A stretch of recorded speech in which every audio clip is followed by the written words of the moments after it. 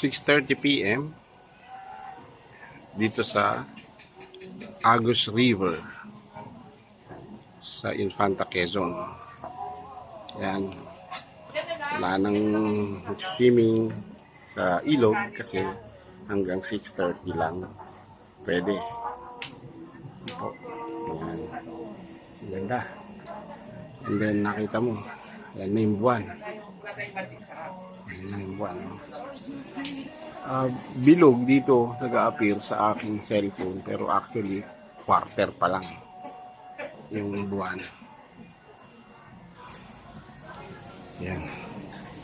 Tapos may mga yan tulad namin ito yung place na nirent namin.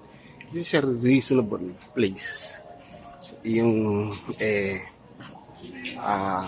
Balay Agus, no?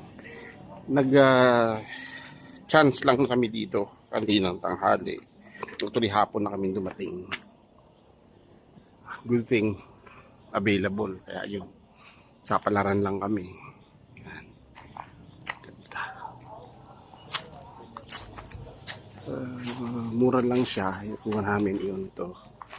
Saka yun balite ng place namin dyan. Ito iba sa akin kan. Ito wala tong bakante to. Pero ito sa amin, yun ang pinakabahan, no? And then ito, isang tent at saka isang kubo.